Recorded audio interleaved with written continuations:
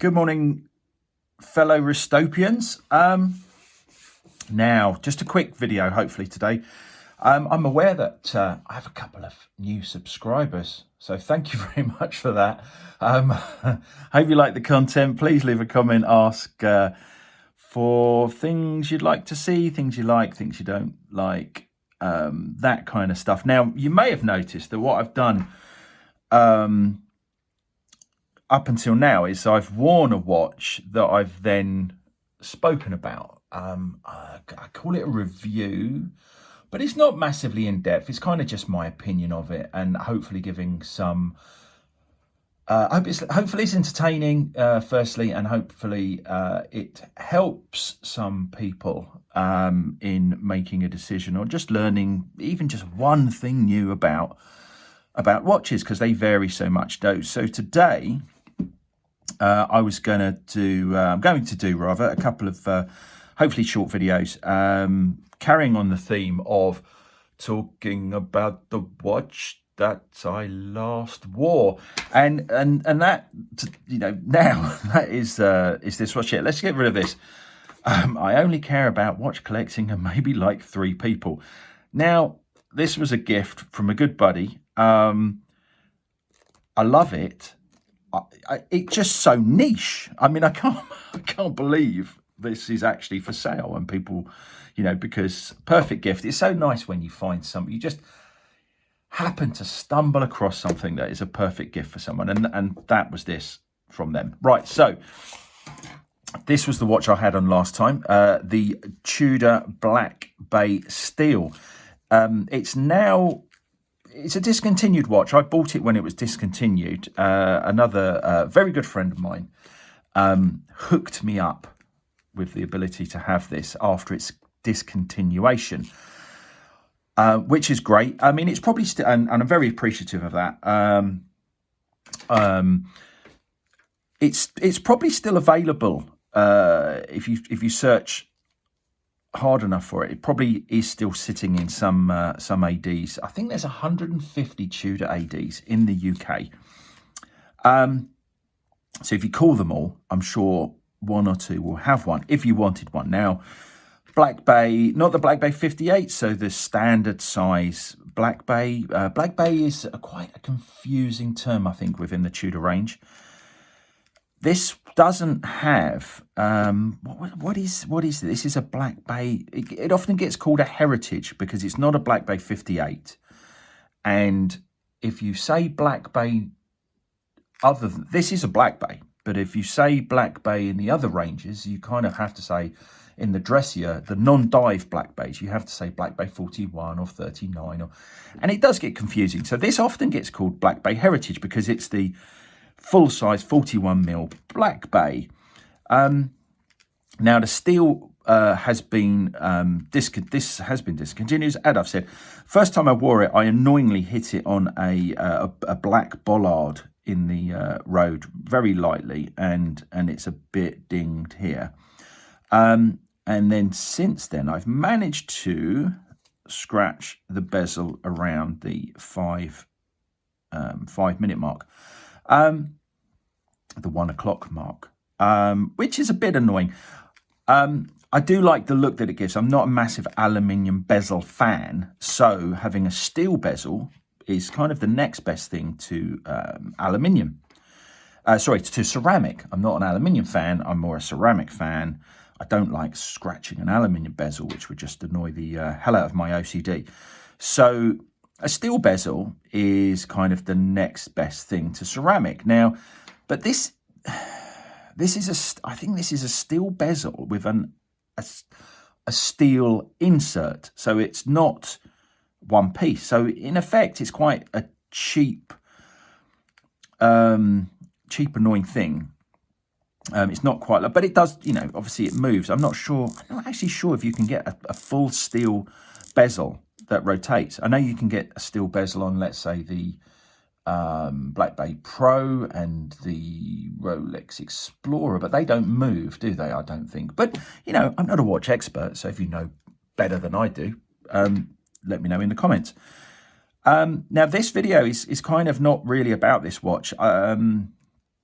It's about modding, and it's a very basic level. I think, modding on things, Casio Duros, Casios, Seikos, massive thing that I would like to get into. I've got the products. I've got some Duros that I want to mod. I've got some sapphire crystals. Haven't quite gotten around to it, but what I have done is I've modded this black bay steel, and really I've popped on here. It is a Vanguard black rubber strap, and I've also popped on the I'm not a massive fan of pin buckles. I hopefully will do a video one day of things I don't like. I've ruled out of the watch world. I just won't do them. I've tried them and I won't do them again. Not saying that other people can't do them, but I think you kind of have to get to a point where you just accept that's not for me. There's enough things in the watch world that you don't need to, you can go down some rabbit holes and go down some, not rabbit holes, but you can go down certain avenues. I think you should try stuff, you should try stuff to rule it out. And pin buckles are just not for me. Another thing that's not for me is, I call them gappy straps. So when you have a strap that goes straight across, I prefer bracelets, or in this case, a fitted rubber strap. Now, bracelets have to be specific to the watch generally. Well, if they're fitted, they are, they're not. I know you get, I think, is it Mr. Seiko? They do some, or there's a brand that does bracelets that are basically straight bar. So again, with rubber, you have to have it specifically made for that watch. And these ones are made by Vanguard. I do have an Everest one, but the Everest ones are pin buckle only, as far as I'm aware.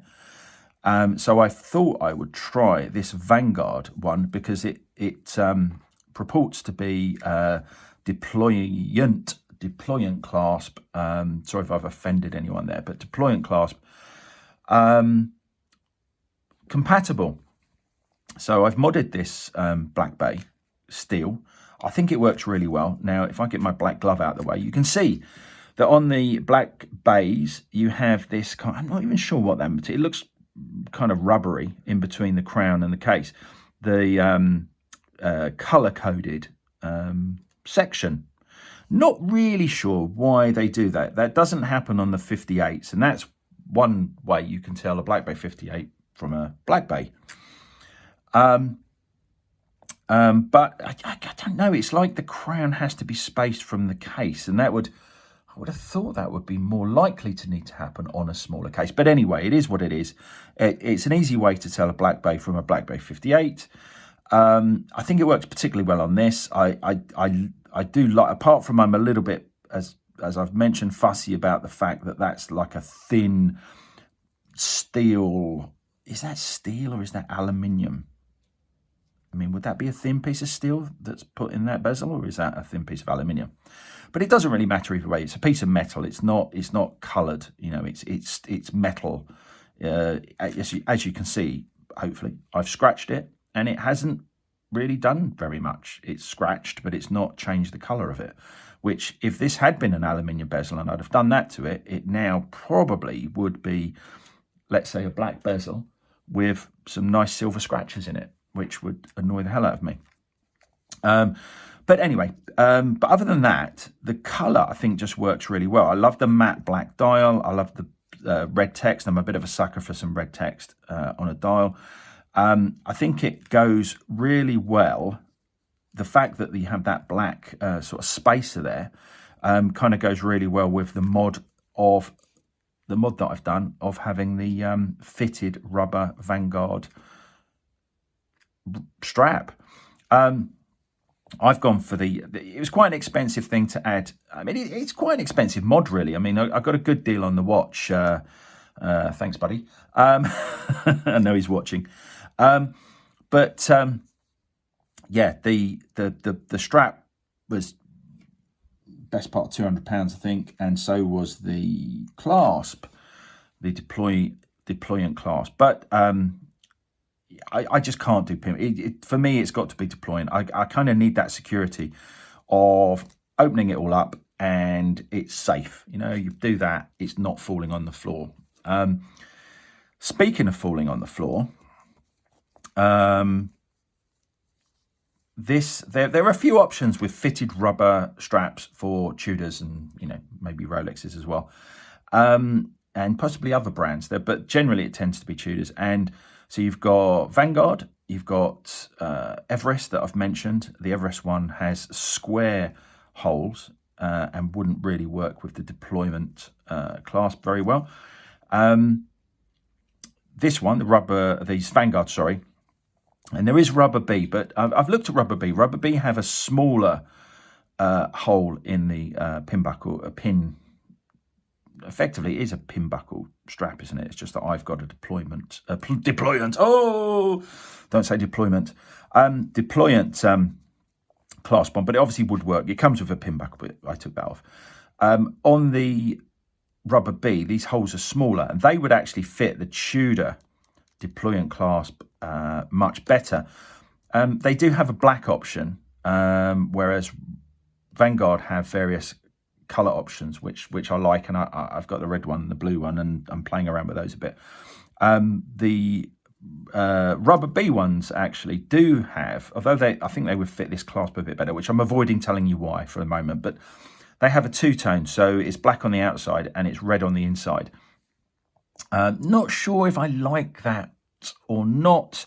I think I might try one anyway. I've kind of ruled out the Everest because you can't use the deployant.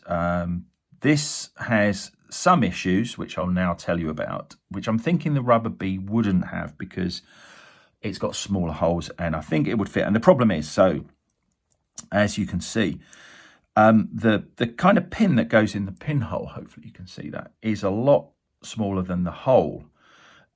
It works perfectly well in one respect, and I did stupidly put this the wrong way round the first time. In fact, I wore it like that for ages, and I've only recently, this week, changed it.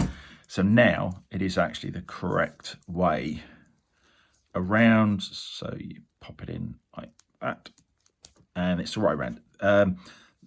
Until recently, I'd actually put it on the wrong way. So the watch was on the right way, but I'd actually put it that way around. Really stupid. Won't do it again. And it did, well, what it does, as you can see, it's jumped there. So that isn't the position I wear it on, is actually there. But it does, when you take it on and off, it does jump. It's not a deal. It's not a big deal. I know where it needs to be. It never comes, it never does that and falls on the floor. So it's not a problem. But the Rubber B one has smaller holes. So I guess would be work much better. What Vanguard could do, I'm going to try and close this video down now because it's getting near to 15 minutes. What Vanguard could do, I think, is they could get that straight. They could make the hole smaller, as Rubber B do. I can kind of see why they need to be bigger, because if you're using the pin buckle, it's nice to have a bigger. Why can't I get that to go in without being annoyingly bent? It's nicer to have a bigger pin rather than a weedy one. So it's nicer to therefore have a big hole. But I think what they could do here is that if they had, let's take it back out actually. If they supplied, this is obviously the Tudor class, so it is what it is.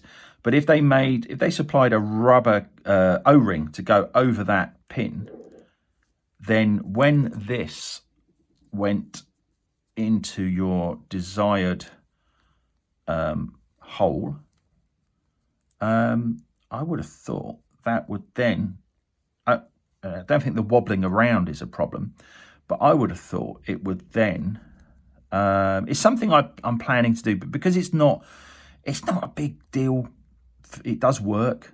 But I would have thought then it would stop that from trying to pop out. If you had an O-ring on there, it would just seat that, because it isn't the fact that it's got the bobble on the end that holds it in. It's just the fact that it's there. And I think if you had an O-ring on there that spaced out so it fitted in that hole better, it just wouldn't move. But yeah, that's my suggestion for Vanguard. The actual strap itself is really nice, and it does fit the case very well. I can't really tell. There's not really. I've never compared it with the Everest one. But I think maybe that's something for another video. I think I might get the Rubber B, the black with the red on the inside, because I think that would work quite well with Tudors that have some red on the watch itself. So that's my mod of this watch. I'm very, very pleased with it. I'm not a massive fan on the bracelet that it comes with the faux rivets. It doesn't fit me particularly well. So these fitted rubber straps work really well for me. But when you put them on a deployment, said it again, deployant. Let me know, what do you call it? What do you think it should be called? Is it deployment or deployant? I have my own reasons for calling it deployant. Tudor, interestingly, call it deployment, as do various other brands. Everest, who are, as far as I'm aware, affiliated to Rolex, they call it deployant. So I've never really noticed what Rolex call it, because they have these type threefold clasps. I've never noticed. But yeah, that's my mod of this watch, which I'm really pleased with. I think it all goes really well together, which I didn't mention, so I quickly will. The fact it's got a matte black dial, which is lovely with a bit of red on. It's got the black spacer there, and I think that really goes well with the black rubber band.